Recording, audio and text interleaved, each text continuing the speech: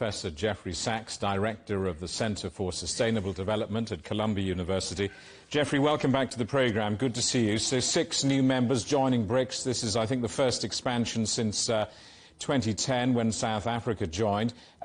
What is the significance of today, of this enlargement? This is a big deal.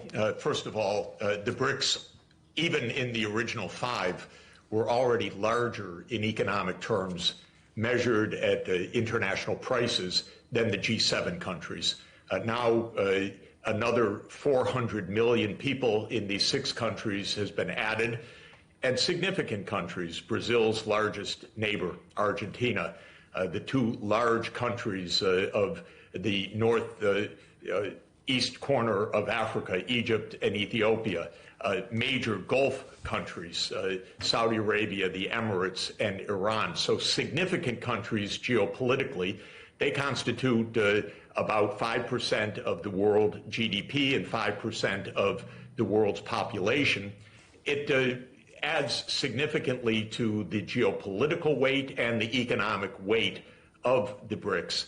And what all the emphasis was on economically was to get out of the hold of the U.S., which has politicized, unfortunately, the international financial system. That's the big issue in practical terms. The U.S. just started confiscating reserves of countries that it didn't like, and these countries are saying we need a different way to trade, to make settlements, and not to be under the control or dominance of a U.S. dollar banking system that is politicized, frankly, at this point.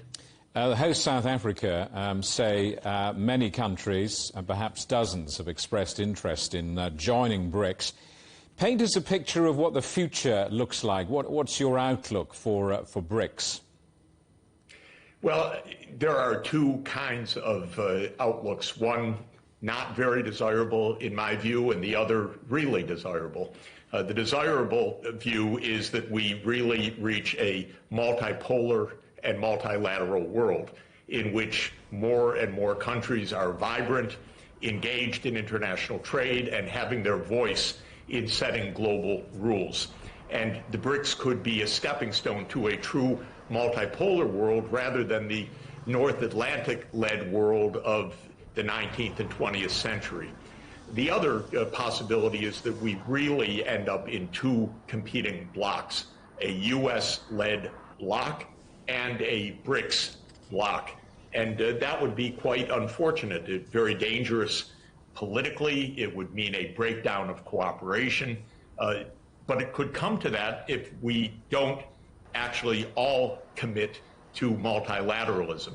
I've been a critic over recent years of U.S. foreign policy as presuming that the U.S. leads. And I've been saying to U.S. policymakers for years, if you travel around the world like I do, the other countries don't see the U.S. as leader. They want the U.S. to be cooperative.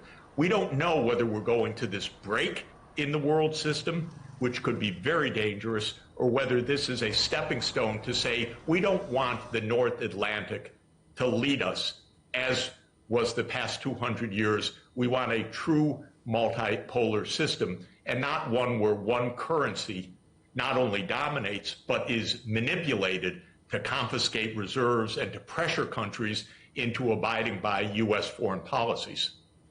Jeffrey, good to talk to you. Thanks for coming on the programme again. Professor Jeffrey Sachs, Director of the Center for Sustainable Development at Columbia University. Thank you.